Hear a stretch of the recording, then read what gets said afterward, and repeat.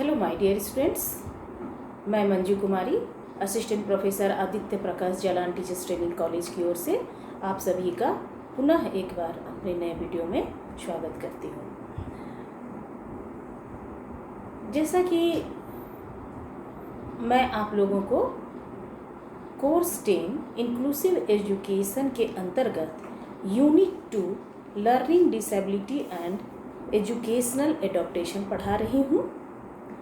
इसमें अभी तक हमने historical background and definition of learning disability, characteristics of learning disable children अपने लास्ट वीडियो में मैंने बताया था आप लोग को, जिसमें कॉग्निटिव संज्ञानात्मक विशेषता, एजुकेशनल शैक्षिक विशेषता, फिजिकल शारीरिक विशेषता और बिहेवियरल व्यवहारिक विशेषता की चर्चा की थी। आज हम कोर्स को आगे बढ़ाते हुए आपके सिलेबस में यूनिट 2 में थर्ड स्टेप है types of learning disability. Types of learning disability, तो पहले हम उसके बाद है टीचिंग ऑफ लर्निंग डिसेबिलिटी। तो पहले हम देखते हैं टाइप्स ऑफ लर्निंग डिसेबिलिटी कि लर्निंग डिसेबिलिटी क्या है, लर्निंग डिसेबिलिटी के कितने प्रकार हैं। Types of learning disability, learning disability के कितने प्रकार हैं। तो अधिगम बाधिता विभिन्न प्रकार की हो सकती है, जैसे पठन संबंधी बाधिता, लेखन संबंधी बाधिता, दृष्टि संबंधी बाधिता, वाचन संबंधी बाधिता, अस्थि संबंधी बाधिता, जिसमें प्रमुख है पहला पाठन संबंधी बाधिता। पाठन संबंधी बाधिता जैसे कि नाम से ही क्लियर है, रीडिंग डिसेबिलिटी मतलब पढ़ने में समस्या, पढ़ने में बाधित है, पढ़ने में अक्षम है, तो वो पठन बाधित बालक कहलाएगा, रीडिंग डिसेबल बालक कहा जाएगा। पठन संबंधी बाधिता से ग्रसित बालक पढ़ नहीं पाते हैं। पठन संबंधी जो बाधिता है, इससे ग्रसित जो बालक होते हैं वह ठीक से पढ़ नहीं पाते हैं। कभी कभी तो ऐसे बालक बिल्कुल नहीं पढ़ पाते हैं। यह बाधिता, पठन संबंधी बाधिता भी जो होती है वह दो प्रकार की होती है। जब यह सूक्ष्म रूप से होती है, मतलब आंशिक, सूक्ष्म रूप से मतलब आंशिक रूप से होती है, तब व्यक्ति को पढ़ने में कठिनाई महसूस होती है, बालक को पढ़ने में कठिनाई महसूस होती है। लेकिन जब यह बाधिता गंभीर हो जाती है तो व्यक्ति पठन के योग्य बिल्कुल नहीं रह जाता है। जब यह गंभीर हो जाती है, यह बाधिता, पठन संबंधी बाधिता बालक में गंभीर रूप से हो जाती है, बालक इससे गंभीर रूप से ग्रसित हो जाता है, तब पढ़ने की योग्यता बिल्कुल समाप्त हो जाती है। यह नाम शब्द बाधिता नाम से ही प्रचलित है। ऐसा हम बाधिता शब्द जो सुन रहे हैं, इसका मतलब ही हुआ बाधित, ट्रबल, समस्या। सूक्ष्म रूप से प्रभावित बालक जो होते हैं, इस बाधिता, पठन बाधिता से सूक्ष्म रूप से जो बालक प्रभावित होते हैं, वे सामान्य कक्षा में पाए जाते हैं। वो सामान्य कक्षा में शिक्षा ग्रहण कर सकते हैं, परंतु गंभीर रूप से जो बाधित बालक होते हैं, गंभीर रूप से इस समस्या से ग्रसित जो बालक होते हैं, पठन संबंधी समस्या से ग्रसित बालक होते हैं, वे समावेशी विद्यालय में, विशिष्ट विद्यालय में शिक्षा ग्रहण करते हैं। दूसरा है लेखन संबंधी बाधिता, राइटिंग डिसेबिलिटी। लेखन संबंधी बाधिता, राइटिंग डिसेबिलिटी। इस बाधिता से प्रभावित बालक स्वयं तुरंत नहीं लिख पाते हैं। यह बाधिता भी, लेखन संबंधी बाधिता भी दो प्रकार की होती है। पहला आंशिक या सामान्य तथा दूसरा गंभीर। आंशिक या सामान्य बाधिता जो होती है, उसमें बालक किसी की सहायता से लिख सकता है, परंतु जो बालक गंभीर रूप से इससे बाधिता से प्रभावित होते हैं वह लिखने में बिल्कुल असमर्थ होते हैं। सामान्य विद्यालयों में पढ़ते हैं जो आंशिक रूप से लिखने में बाधित होते हैं, ऐसे बालक सामान्य विद्यालयों में पढ़ते हैं। यदि उनकी इस समस्या का आरंभ में ही तथा समय अनुसार ही उपचार कर दिया जाए तो बहुत हद तक उसकी समस्या पर काबू पाया जा सकता है।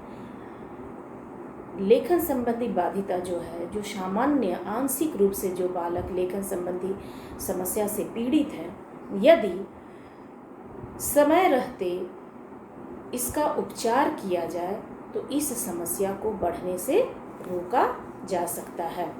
इस बाधिता से गंभीर रूप से प्रभावित जो बालक होते हैं वे स्वयं लिख नहीं पाते हैं और ऐसे बालकों को समावेशी विद्यालय में शिक्षा दी जाती है।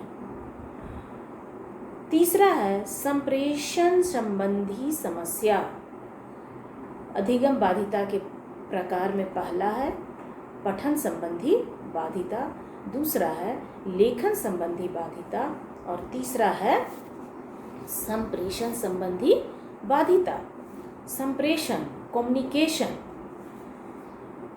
आपस में कम्युनिकेट नहीं कर पाना, इसको संप्रेषण संबंधी बाध्यता कहते हैं। इस समस्या से प्रभावित बालक लिखकर, बोलकर या पढ़कर अपने विचारों के संप्रेषण करने में भी असमर्थ होता है। संप्रेषण संबंधी समस्या से जो बालक ग्रस्त होते हैं वे बोलकर, पढ़कर या लिखकर भी अपने संप्रेषण को व्यक्त करने में बाधित होते हैं। वे संप्रेषण नहीं कर पाते हैं, कम्युनिकेट नहीं कर पाते हैं। जिन बालकों में यह समस्या सामान्य रूप से पाई जाती है उन्हें लिखित शब्द तथा सामान्य बोल चाल में प्रयुक्त शब्दों को समझने में कठिनाई होती है। बालक संकेतों तथा चिन्हों को भी समझने में कठिनाई अनुभव करता है और मुश्किल से समझ पाता है। यदि समय रहते ऐसे बालक जिनमें सामान्य रूप से कम्युनिकेशन बाधिता है, संप्रेषण बाधिता है, यदि समय रहते इन पर सही ध्यान दिया जाए तो बालक को इस समस्या से निराकरण में सहायता मिलती है। यदि इस समस्या के निराकरण का प्रयास नहीं किया गया तो स्पष्ट उच्चारण तथा धारा प्रवाह की समस्या उत्पन्न हो जाती है। आप देखते होंगे छोटे बच्चे में बहुत सारे बच्चे जो होते हैं हकलाते हैं, तुतलाते हैं। अब वो जगह ऐड पढ़ते होंगे कि यहाँ बच्चों के यहाँ इलाज होता है, तुतलाना, हकलाना, इसका सफल इलाज किया जाता है। तो बचपन में ही यदि टंग में कोई प्रॉब्लम है तो डॉक्टर उसको देखता है, ऑपरेट करता है और बालक के बोलने जो हकला कर बोलता है, तुतला कर बोलता है, उस समस्या का समाधान करता है। तो जिनमें यह सामान्य रूप से समस्या है, यदि प्रारंभिक अवस्था में ही उसका इलाज कर दिया जाए, उसकी समस्या पर ध्यान दिया जाए तो बालक में बोलने और धारा प्रवाह की समस्या, धारा प्रवाह बोलने, स्पष्ट बोलने की समस्या से छुटकारा पाया जा सकता है। इस समस्या के गंभीर रूप से प्रभावित बालक न बातों को और न ही लिखित भाषा को समझ पाते हैं। इस समस्या से बालक जब गंभीर रूप से पीड़ित हो जाता है तो न ही वह बातों को समझ पाता है और न ही लिखित भाषा को समझ पाता है और न लिखकर, न बोलकर, न पढ़कर अपनी बातों को कह पाता है। ऐसे बालकों की समस्या के निराकरण में बहुत कठिनाई होती है। चौथा है संख्यात्मक योग्यता की समस्या। संख्यात्मक योग्यता की समस्या, problem in numerical ability. Problem in numerical ability, संख्यात्मक योग्यता की समस्या। इस समस्या से ग्रसित बालक इस समस्या से ग्रसित बालक संख्याओं के संबंधों को व्यक्त नहीं कर पाते हैं। इस समस्या से ग्रसित बालक संख्याओं के संबंधों को व्यक्त नहीं कर पाते हैं, इसलिए उसको गणना तथा सामान्य अंक गणित करने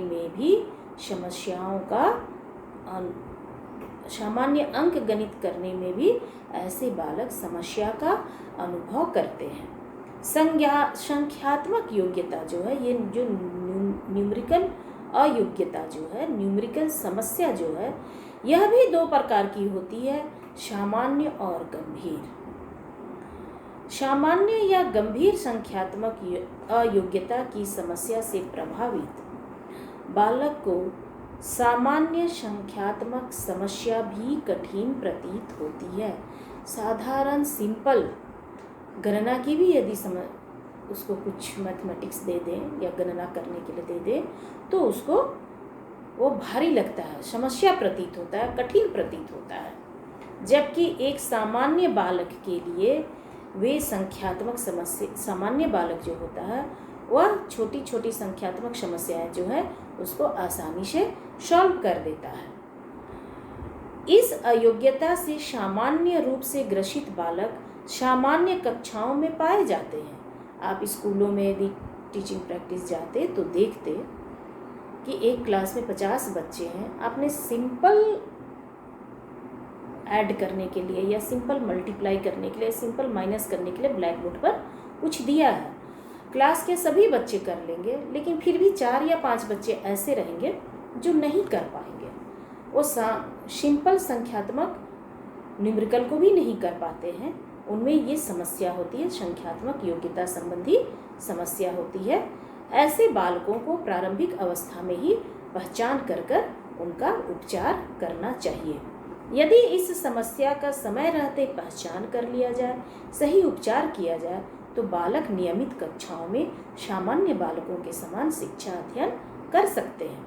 परंतु यदि यह समस्या गंभीर हो जाए तो बालक न तो संख्याएं, गिनती याद कर सकता है और न ही संख्याओं का समाधान कर सकता है। जब यह बीमारी गंभीर हो जाती है तो बालक सिंपल गिनती, पहाड़ा इत्यादि को याद नहीं कर पाता है और सामान्य समस्याओं को भी समझ नहीं पाता है। इस समस्या के समाधान के लिए सुधार करने हेतु अभ्यास की आवश्यकता होती है। इस समस्या का समाधान अभ्यास के द्वारा किया जा सकता है। तो कितने प्रकार के अधिगम बाधिता बालक हमने देखा? 4 प्रकार के: पठन संबंधी बाधिता, लेखन संबंधी बाधिता, संप्रेषण संबंधी बाधिता, संख्यात्मक योग्यता संबंधी बाधिता, दृष्टि संबंधी बाधिता। कुछ बालक जो होते हैं वो उनमें दृष्टि संबंधी बाधिता होती है। दृष्टि संबंधी जिनमें बाधिता होती है, ऐसे बालक जो होते हैं वो भी 2 प्रकार के होते हैं। एक में सामान्य दृष्टि दोष होता है, दूसरे में गंभीर दृष्टि दोष होता है। जिनमें सामान्य दृष्टि दोष होता है, समय रहते ऐसे बालकों को पहचान करके उनका उपचार करना चाहिए। कक्षा में आप देखेंगे कि कक्षा में 40 बच्चे हैं तो उसमें से छोटे बच्चों के भी क्लास में देखिएगा तो 2 या 4 बच्चे चश्मा लगाए होते हैं। उनमें सामान्य दृष्टि दोष होता है।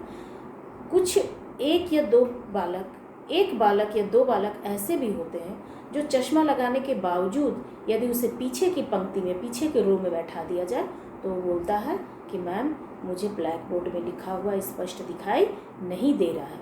तब आप क्या करते हैं? उसको उठाकर आगे बैठाते हैं, आगे के रूम में बैठाते हैं, फिर वो बोलता है कि मुझे स्पष्ट दिखाई दे रहा है। ऐसे बालक जो होते हैं वो सामान्य दृष्टि दोष से पीड़ित होते हैं, परंतु जो गंभीर दृष्टि दोष से पीड़ित होते हैं उनकी शिक्षा समावेशी विद्यालयों में होती है, ब्रेल लिपि के माध्यम से होती है। अतः दृष्टि दोष से पीड़ित जो बालक होते हैं उनका प्रारंभिक अवस्था में ही पहचान कर उपचार करना चाहिए ताकि उनकी दृष्टि बाधिता संबंधी समस्याओं को एक हद तक कम किया जा सके, ज़्यादा से ज़्यादा कम किया जा सके। अब हम देखते हैं अधिगम असमर्थी बालकों की क्या पहचान है? अधिगम असमर्थी बालकों की क्या पहचान है? अधिगम असमर्थी बालक जो होता है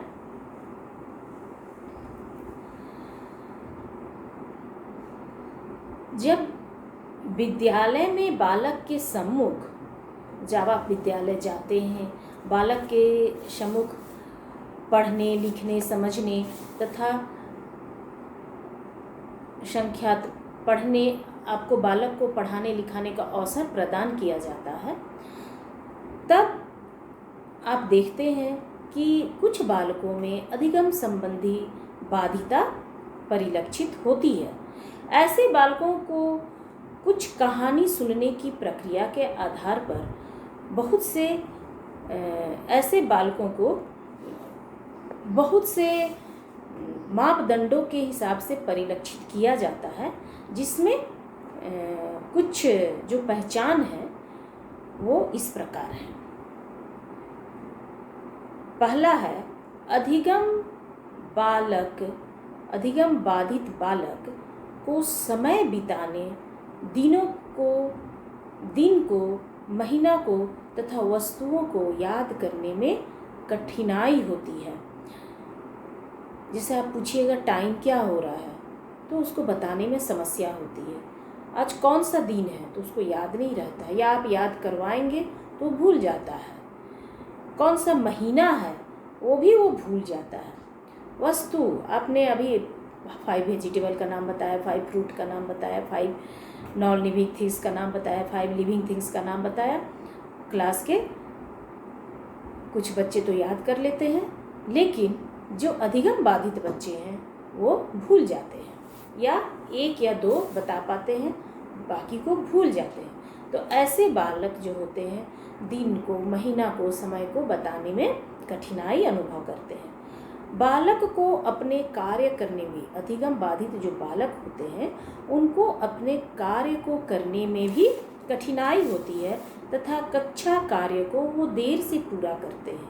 जब आप पढ़ाएंगे क्लास में, आप कुछ क्लास वर्क देंगे तो आप देखेंगे कि मैक्सिमम बच्चे कर आपको कॉपी जमा कर देते हैं, लेकिन 2-4 ऐसे बालक होते हैं जो नहीं कर पाते हैं। 2-4 बालक जो होते हैं वे कक्षा कार्य को नहीं कर पाते हैं। इसके अलावा ऐसे बालक देखने में सुस्त दिखाई देते हैं। क्लास में ये चुप रहेंगे, सुस्त रहेंगे तथा प्रश्नों का उत्तर ढंग से नहीं दे पाते हैं। एक तो ये हाथ कभी क्लास में नहीं उठाएंगे जवाब देने के लिए। जब आप इनको प्रेस करेंगे, खुद से उठाएंगे कि उठिए, बोलिए, तब ये प्रश्नों का उत्तर सही नहीं दे पाते हैं। क्लास में सुस्त चुप रहते हैं। इसके अलावा यदि इन्हें मौखिक संदेशों को, यदि आपने कुछ मौखिक निर्देश दिया है, कुछ संदेश दिया है मौखिक, उसको यदि आप दोहराने को बोलेंगे तो ये सही नहीं रिपीट कर पाते हैं। मौखिक निर्देशों को, मौखिक संदेशों को यदि आप इन्हें रिपीट करने के लिए बोलेंगे तो ये सही रिपीट नहीं कर पाते हैं। घर तथा कक्षा में दिए गए अनुदेशों को समझ नहीं पाते हैं। घर में भी इन्हें कुछ निर्देश दिया जाता है तो उसको समझ नहीं पाते हैं। कक्षा में भी यदि इन्हें कुछ निर्देश दिया जाता है तो ये समझ नहीं पाते हैं, या उल्टा पुल्टा समझ लेते हैं। बोला जाता है क्या तो करते हैं क्या। कार्यों, इसके अलावा ये कार्यों में बहुत अनियमितता, ये जो भी कार्य करेंगे उसमें बहुत ज़्यादा गड़बड़ होता है, बहुत अनियमितता होती है। कभी कभी ये प्रतिभावान प्रतीत होते हैं, लेकिन विद्यालय में तथा कक्षा कार्य में उनकी क्रियाएं निम्न स्तर की होती है। ऐसे इनसे बातचीत कीजिए तो बहुत समझदारी का बात करेंगे, जैसे कितनी टैलेंटेड है, लेकिन यदि इन्हें कोई वर्क दे दीजिए तो इनका वर्क जो होता है वो काफ़ी निम्न स्तर का होता है, और वहाँ पता चलता है कि यह बालक जो है वो अधिगम बाधित है, इसके अंदर दिखावे की प्रवृत्ति है। ऐसे बालक थोड़े से परिवर्तन से भी परेशान हो जाते हैं। इस टाइप के जो बालक होते हैं वो थोड़े से परिवर्तन से भी परेशान हो जाते हैं। बाएं तथा दाएं के बीच अंतर करने में ये भ्रमित होते हैं। इनको कहिएगा चलिए आप अपने ऐसा कीजिए, आप बाईं तरफ जाके खड़े हो जाइए, तो ये समझ ही नहीं पाएंगे। अगर आप इनको कहिएगा कि देखिए तो वो सामान आपकी दाईं तरफ पड़ा है, ले आइए, तो ये समझ नहीं पाएंगे। तो ये बाएं दाएं का फर्क करने में इन्हें परेशानी होती है।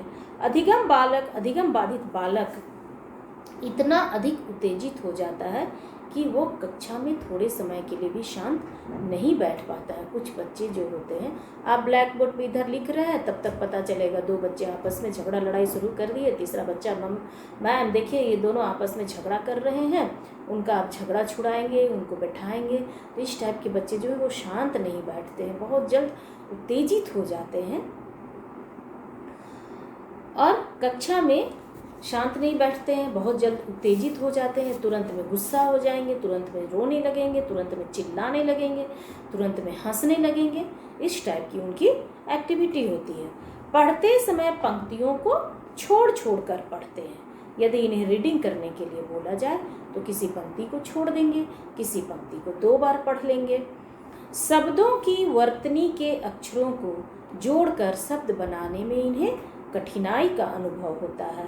अधिगम बाधित बालक BEG तो कह सकता है, अलग अलग वो मान लीजिए कि बैग है, तो अलग अलग वो पढ़ रहा है, B फिर पढ़ेगा A फिर पढ़ेगा G, लेकिन वो पूरी तरह से उसको बैग नहीं बोल पाएगा।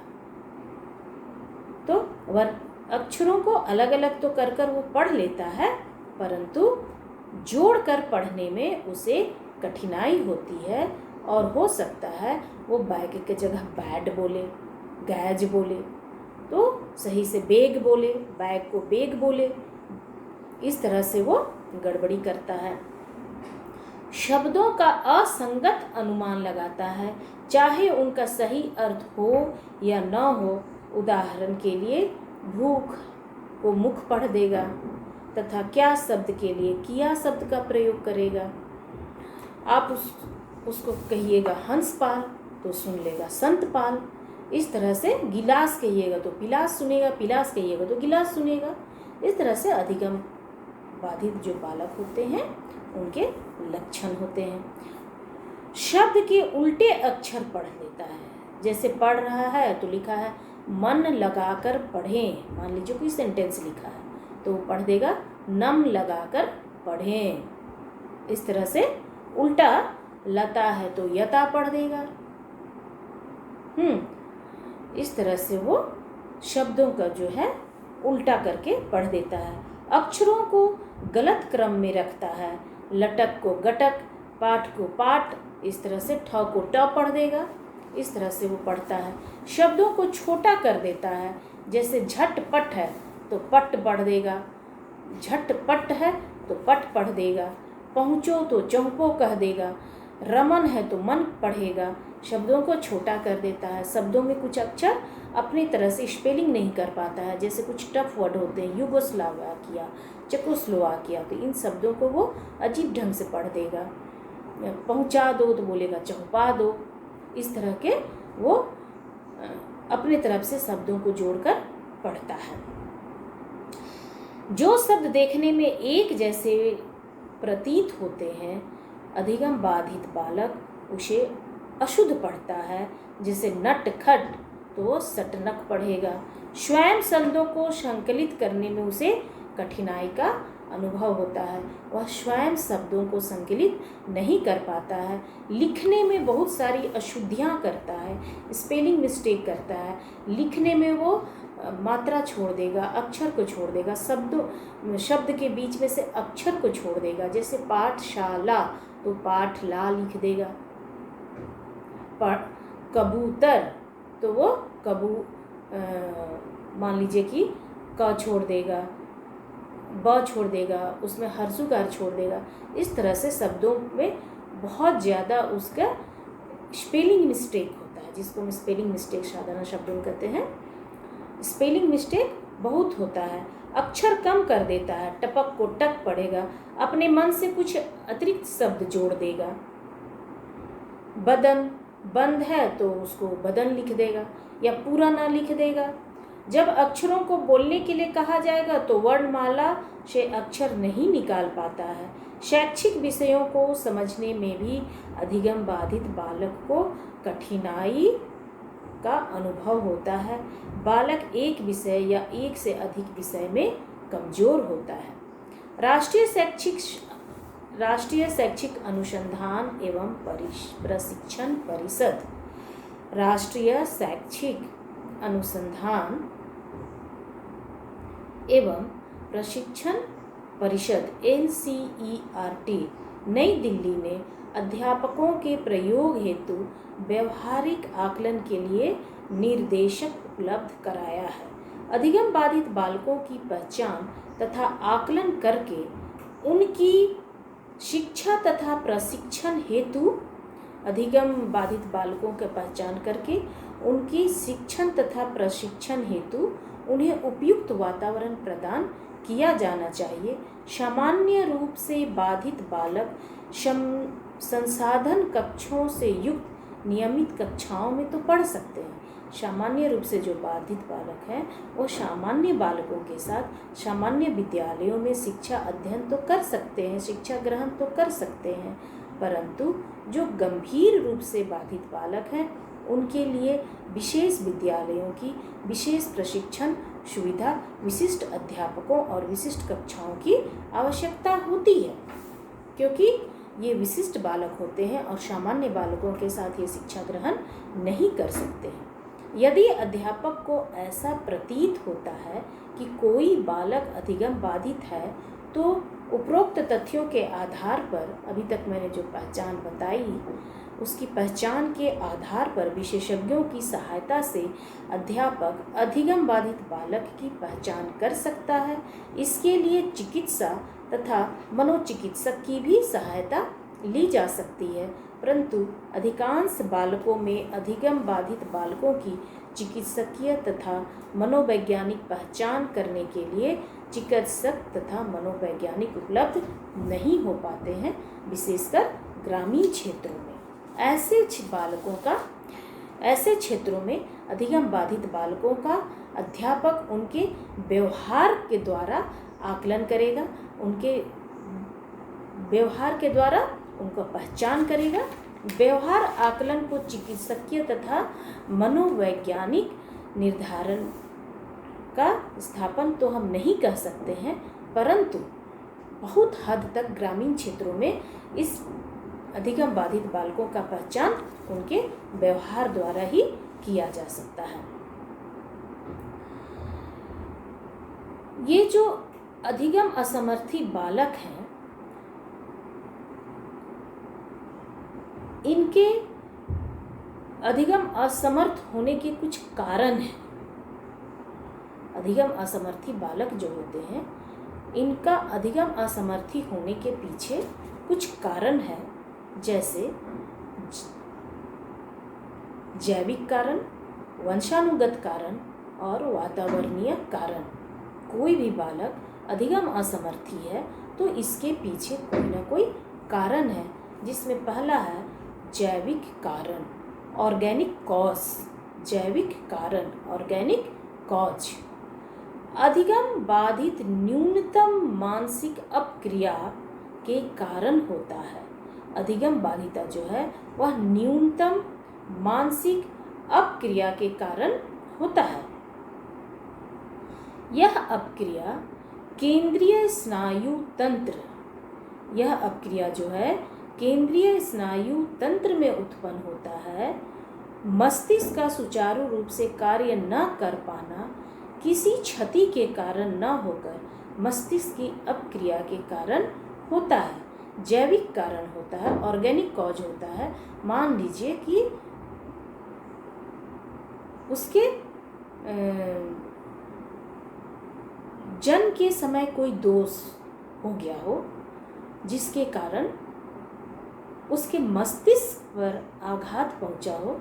मान लीजिए जन्म के समय ऑक्सीजन की कमी हो गई, ब्रेन को पूरी तरह से ऑक्सीजन नहीं मिला, तो ऐसा बालक जो होता है अधिगम अक्षम आंशिक रूप से या पूरी रूप से हो सकता है। दूसरा है वंशानुगत कारण, जेनेटिक कॉज। ये सभी जानते हैं कि कुछ बीमारियां जो होती हैं वह वंशानुगत पीढ़ी दर पीढ़ी चलते आती है।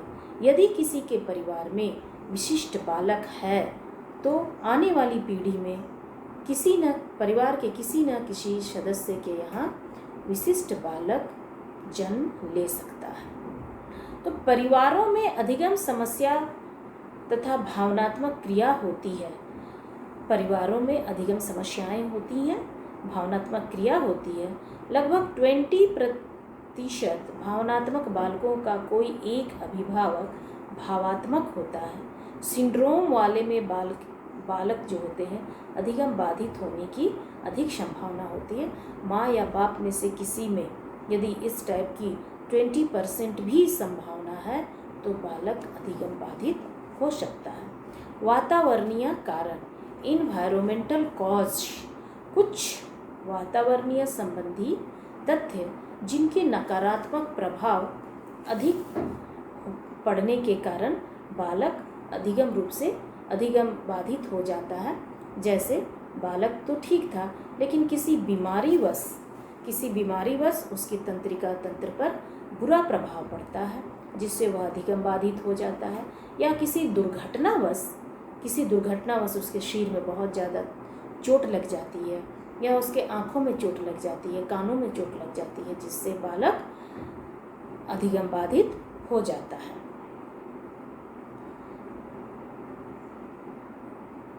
इन्वायरमेंटल कारण के अंतर्गत नशीली दवाओं का प्रयोग बालक जब माता के गर्भ में होता है उस वक्त माँ द्वारा नशीली दवाओं का प्रयोग या पिता द्वारा नशीली दवाओं का प्रयोग, मद्यपान या गर्भावस्था के दौरान उलझने जैसे ऑक्सीजन की कमी, गर्भावस्था के दौरान माँ की तबीयत बहुत ज़्यादा खराब हो जाए या माँ किसी गंभीर बीमारी से पीड़ित हो जाए या बालक को ऑक्सीजन की कमी हो जाए या जन्म के समय मस्तिष्क क्षतिग्रस्त हो जाए तो ऐसी अवस्था में बालक के नर्वस सिस्टम पर बुरा प्रभाव पड़ता है और बालक अधिगम असमर्थी हो सकता है। अब हम देखते हैं कि कुछ बालक में अवधान बालकों के पहचान में देखिएगा कि इनमें चिंतन मनन करने की शक्ति कम होती है, अवधान की समस्या होती है, मेमोरी इनका लॉस हो जाता है, ये अति क्रियाशील होते हैं, तुरंत में गुस्सा करते हैं, तुरंत में चिड़चिड़ा जाते हैं, हल्ला करने लगते हैं, मारपीट करने लगते हैं। तो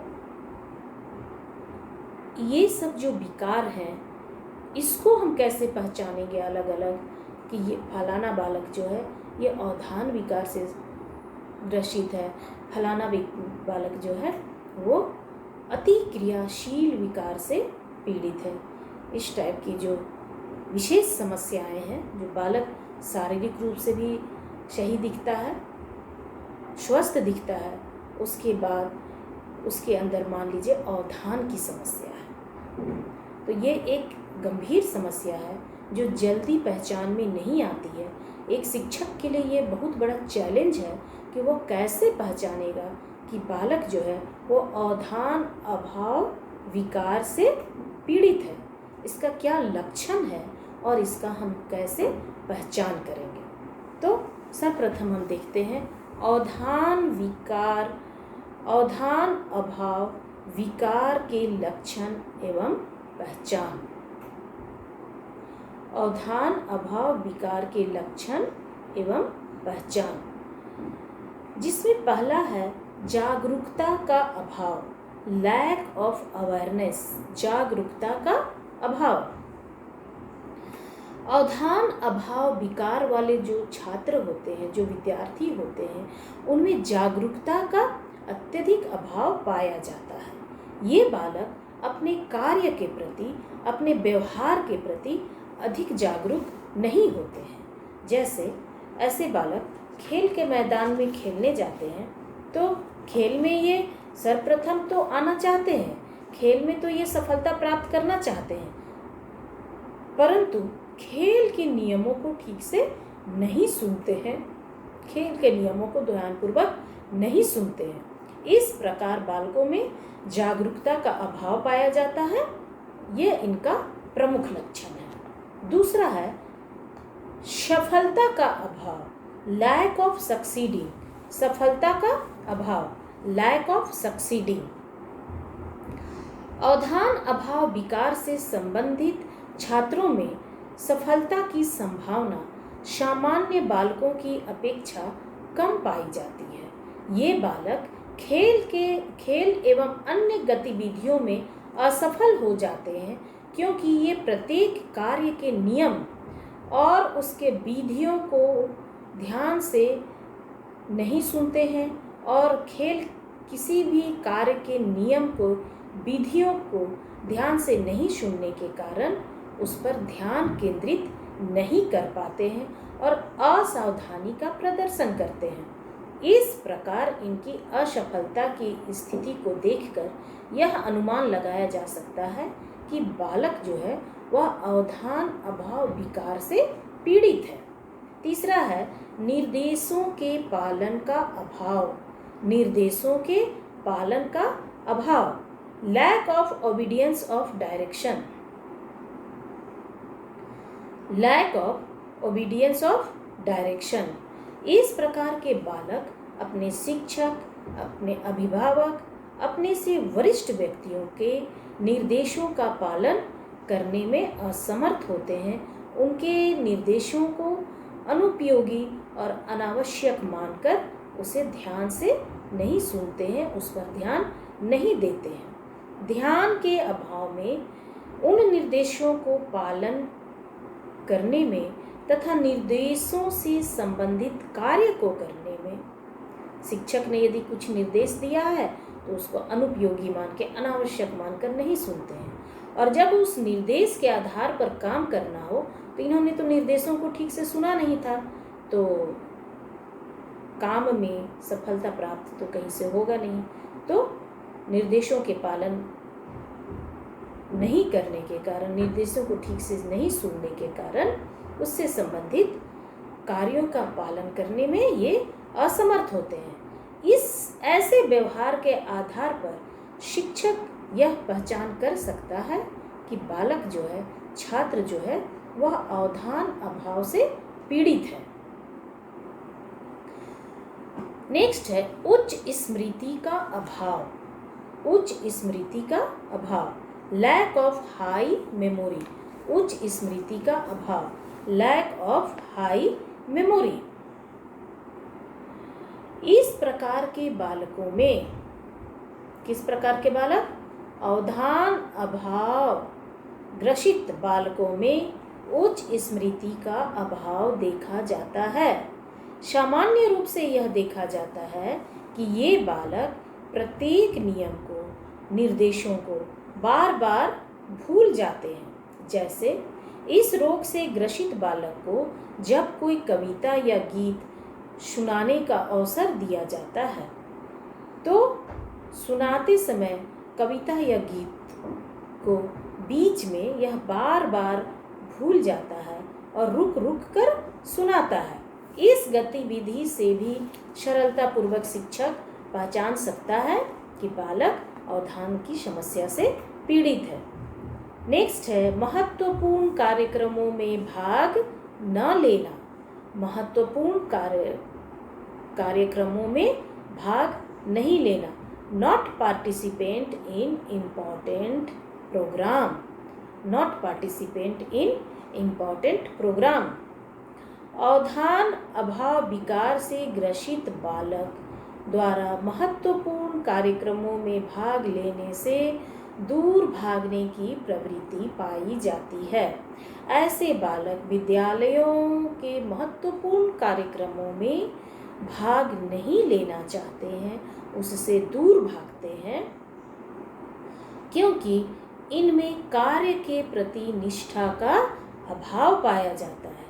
जैसे इस विकार से ग्रसित बालक को यदि विद्यालय के कार्यक्रम, मान लीजिए 26 जनवरी या 15 अगस्त का कोई कार्यक्रम हो, उसमें आप भाग लेने के लिए कहेंगे, इसे भाग लेने का अवसर प्रदान करेंगे, तो वह सामान्य रूप से इस कार्यक्रमों में भाग लेने के लिए तैयार नहीं होता है। शिक्षक बाय फोर्स उसको कार्यक्रम में भाग लेने के लिए तैयार करता है। तो इस प्रकार का व्यवहार भी बालक के अवधान समस्या से ग्रसित होने का सूचक है। नेक्स्ट है कार्यक्रमों के आयोजन से दूर रहना, far away from planning of programme. कार्यक्रम में तो ये भाग लेते नहीं हैं, कार्यक्रमों के आयोजन से भी दूर भागते हैं। यदि इस प्रकार के बालकों को विद्यालय में किसी कार्यक्रम के आयोजन का उत्तरदायित्व सौंप दिया जाए, इस प्रकार के बालकों को यदि विद्यालय के महाविद्यालय के कार्यक्रमों का कोई आयोजन, किसी कार्यक्रम का आयोजन का उत्तरदायित्व सौंप दिया जाए तो इनके चेहरे पर अवसाद और चिंता के भाव स्पष्ट रूप से दिखाई देने लगते हैं, क्योंकि स्वाभाविक रूप से ये बालक किसी कार्यक्रम के आयोजन एवं संचालन में भाग लेना नहीं चाहते हैं। उसमें सहभागिता का प्रदर्शन करने तक से संकोच करते हैं। इस प्रकार ये सदैव विभिन्न प्रकार के सांस्कृतिक कार्यक्रमों के आयोजन से, प्रबंधन से दूर भागते हैं। इनका यह व्यवहार यह प्रदर्शित करता है कि बालक अवधान विकार से ग्रसित है। नेक्स्ट है कर्तव्य पालन की भावना का अभाव, lack of obeying spirit of duties. कर्तव्य पालन की भावना का अभाव, lack of obeying of spirit of duties, lack of obeying spirit of duties.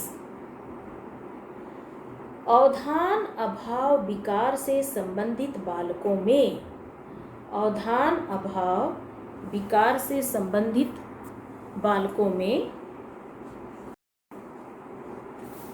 कर्तव्य पालन की भावना का अभाव, lack of obeying spirit of duties, lack of obeying spirit of duties. अवधान अभाव विकार से संबंधित बालक में कर्तव्य पालन की भावना का अभाव पाया जाता है। ये अपने कर्तव्य पालन से बचने का कोई ना कोई बहाना खोज लेते हैं, कोई ना कोई बहाना। यदि इन्हें कोई काम बोल दीजिए तो सिर दर्द है, तबीयत खराब है, या इनको कह दीजिए कि परसों स्कूल में ये प्रोग्राम है, आपको ये काम करना है, तो देखिए उस दिन ये एब्सेंट हो जाएंगे, नहीं आएंगे। अपने कर्तव्य पालन से बचने का कोई ना कोई ये बहाना ढूंढते रहते हैं। जैसे विद्यालय में सफाई के कार्य के बारे में पूछा जाए कि कौन कौन बालक इसमें रुचि रखते हैं, तो इस विकार से ग्रसित बालक सफाई कार्य में भाग लेने से मना कर देते हैं। यदि भाग लेने के लिए इन्हें विवश कर दिया जाए तो इनके द्वारा किया गया कार्य सामान्य छात्र के द्वारा किए गए कार्य के तुलना में निम्न स्तर का होता है। इस आधार पर सरलता से ऐसे बालकों को पहचाना जा सकता है। नेक्स्ट है बातचीत की गलत विधि, रॉन्ग मेथड ऑफ टॉकिंग, बातचीत की गलत विधि। सामान्य रूप से जब बालक, जो सामान्य बालक है, कोई बालक यदि वो अवधान समस्या से पीड़ित नहीं है तो सामान्य रूप से वो अपने शिक्षक से आंखें मिलाते हुए बात करता है। लेकिन यदि कोई बालक अवधान की समस्या से पीड़ित है तो वह अपने शिक्षक से नज़रें झुकाकर बात करता है, नज़रें मिलाकर बात नहीं करता है, आंख नीची करके बात करता है। अर्थात शिक्षक से, अभिभावक से, किसी से भी आंख नीची करके बात करता है। तो इस आधार पर भी बालकों को पहचाना जा सकता है कि बालक अवधान अभाव विकार से पीड़ित है। नंबर 9 है मानसिक क्रियाओं से दूर भागना, मानसिक क्रियाओं से दूर भागना। फार away from the mental activities, far away from the mental activities. इस प्रकार के बालक मानसिक क्रियाओं के प्रति रुचि एवं सकारात्मक दृष्टिकोण नहीं रखते हैं। इस प्रकार के जो बालक होते हैं वह सामान्य बालकों के समान मानसिक क्रियाओं में रुचि और पॉजिटिव दृष्टिकोण नहीं रखते हैं। जैसे इन छात्रों को गृह कार्य प्रदान किया जाए तो इनको गृह कार्य करने में कोई रुचि नहीं होती है। यदि इनको बाय फोर्स गृह कार्य करके लाने बोला जाए तो इनका गृह कार्य जो होता है वो प्रॉपर नहीं होता है, तथा अनेक अवसरों पर तो ये गृह कार्य कर लाते ही नहीं हैं। इसी प्रकार विद्यालय में संपन्न होने वाली वाद विवाद प्रतियोगिता, एसे राइटिंग प्रतियोगिता, गीत संगीत प्रतियोगिता, इस टाइप की यदि कोई प्रतियोगिता विद्यालयों में होती है, ड्राइंग प्रतियोगिता, वाद विवाद प्रतियोगिता, लेखन प्रतियोगिता, एसे राइटिंग प्रतियोगिता या क्राफ्ट का कोई हो, मान लीजिए तोरण मेकिंग, जैसे आपके यहाँ दीपावली पे हम लोगों ने तोरण मेकिंग कराया था, तो इस टाइप की यदि कोई प्रतियोगिता रखी जाती है तो उससे ये दूर भागते हैं। इनके इस व्यवहार के आधार पर इनको सरलता से पहचाना जा सकता है। नेक्स्ट है आवश्यक वस्तुओं को खोना। इस प्रकार के जो बालक होते हैं वो अपनी आवश्यकता की वस्तुओं को भी संभाल कर नहीं रख पाते हैं। जैसे यदि क्राफ्ट का पीरियड है और इनको कुछ क्राफ्ट अब बनाने के लिए दे दीजिए तो इनके बैग में क्राफ्ट से संबंधित उससे मान लीजिए कोई ड्राइंग ही बनाने के लिए दिया गया है तो ना पेंसिल रहेगा, ना रबड़ रहेगा इनके पास, ना कलर होगा, ना कार्डबोर्ड होगा इनके पास कुछ भी। ये अपनी आवश्यक वस्तुओं को भी संभाल कर नहीं रख पाते हैं। साथ ही साथ सामाजिक कार्यों में, को करिकुलर एक्टिविटीज़ में ऐसे बालक जो हैं वो इंटरेस्ट नहीं लेते हैं। जैसे आपके महाविद्यालय में जब आप कोरोना काल नहीं था, आप महाविद्यालय आते थे तो एक्टिविटीज़ के अंतर्गत, को करिकुलर एक्टिविटीज़ के अंतर्गत मान लीजिए मलेरिया दिवस है तो आप कॉलेज के आसपास ग्रामीण क्षेत्रों में जाते थे। ग्रामीणों को मलेरिया से बचने का उपाय, अगर मलेरिया हो गया तो क्या करना है, किस तरह से साफ़ सफाई करनी है, कैसे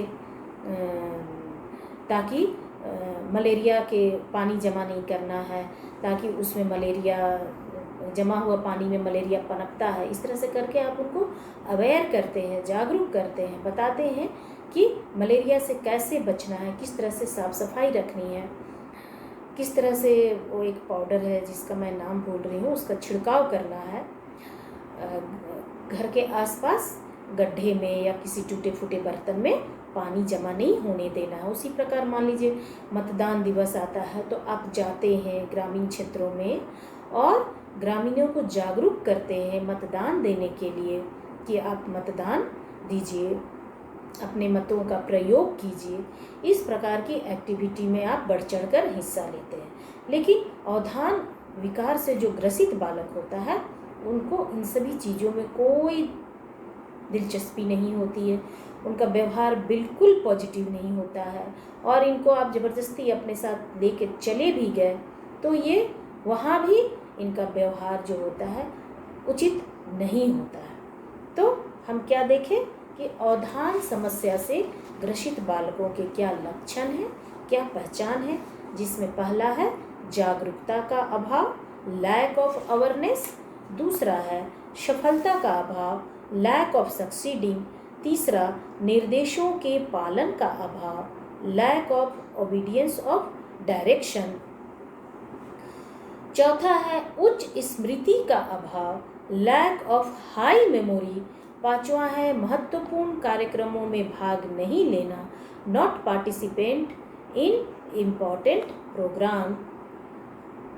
छठा है कार्यक्रमों के आयोजन से दूर रहना, कार्यक्रमों के आयोजन से दूर रहना, far away from planning of programme.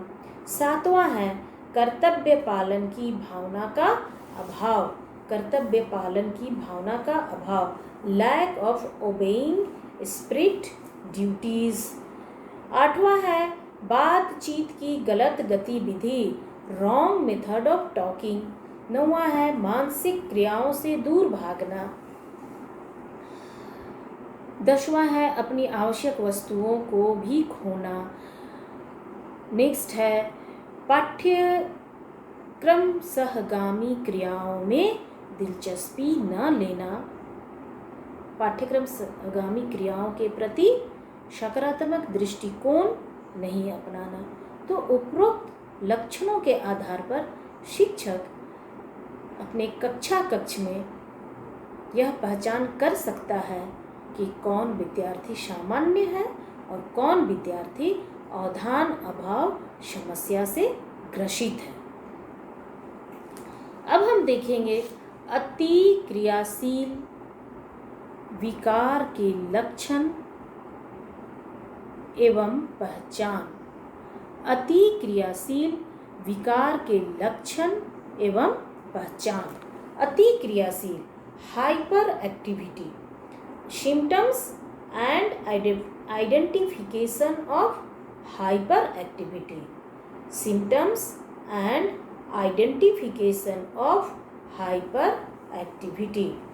शिक्षक द्वारा कोई शिक्षक इस टाइप के बालक को जो हाइपर एक्टिविटी से पीड़ित है कैसे पहचानेगा, उसके क्या लक्षण हैं, आगे हम देखते हैं। शिक्षक द्वारा अति क्रियाशील बालकों को भी पहचान कर, शिक्षक द्वारा अति क्रियाशील बालक को पहचान कर कक्षा में अलग श्रेणी में विभाजित कर लेना चाहिए।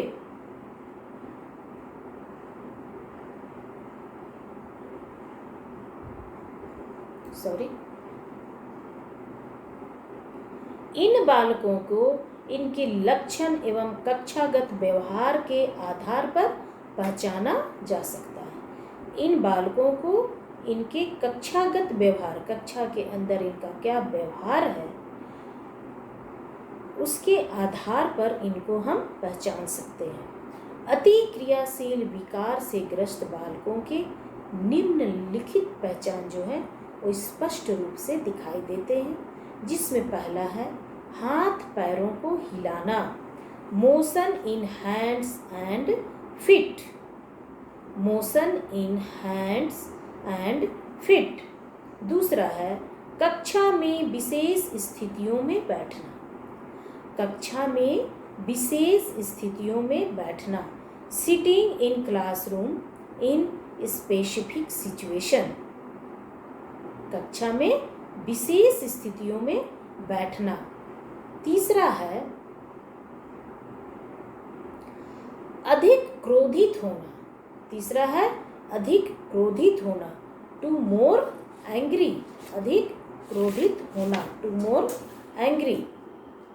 चौथा है कठिन कार्यों एवं खेलों में रुचि, कठिन कार्यों एवं खेलों में रुचि, interest in difficult functions and games. पांचवा है शीघ्र निर्णय, क्विक डिसीजन, शीघ्र निर्णय, क्विक डिसीजन। नेक्स्ट है अनुचित गतिविधियां, इम्प्रॉपर मूवमेंट, अनुचित गतिविधियां, इम्प्रॉपर मूवमेंट। सातवां है नॉटी ग्रुप, इनका जो ग्रुप होता है वो नॉटी, नटखट, इनका अपना एक स्पेशल ग्रुप क्लास में रहेगा। ये लोग सब एक साथ बैठेंगे और क्लास में बदमाशी करते रहेंगे। आप बार बार इस ग्रुप को अलग करके जाएंगे, फिर ये नेक्स्ट क्लास में एक साथ बैठ जाएंगे। आठवां है बालकों में अधिकता, कहने का मतलब लड़कों में ये सामान्यतः अति क्रियाशील विकार पाया जाता है, अति क्रियाशीलता पाया जाता है। नौवां है अधिक बातचीत, मोर टॉकिंग, इस टाइप के बालक जो होते हैं वो बहुत ज़्यादा बोलते हैं। नेक्स्ट है प्रतीक्षा का अभाव, लैक ऑफ वेटिंग, इस टाइप के जो बालक होते हैं उनको बोल दीजिए कि 10 मिनट रुको। 10 मिनट इनके लिए बहुत भारी हो जाता है, ये घबरा जाते हैं। 5 मिनट तक तो वेट करेंगे, उसके बाद देखिए हल्ला करने लगते हैं। इस टाइप का आपको डे टू डे व्यवहार में भी आता होगा। आप कहीं जाते होंगे, रो में लाइन से खड़े रहते होंगे, सभी शांति से खड़े हैं, अपनी पारी का इंतजार कर रहे हैं, उसमें एक दो ऐसे होंगे जो हल्ला करने लगते हैं कि क्या मजाक है, कब से आपने लाइन में खड़ा कर दिया है, इस टाइप से बोलने लगते हैं। तो ये लक्षण जो हैं ये अति क्रियाशीलता के लक्षण हैं। इसकी विस्तृत व्याख्या हम अपने नेक्स्ट वीडियो में करेंगे। आज के लिए बस इतना ही। बहुत बहुत धन्यवाद।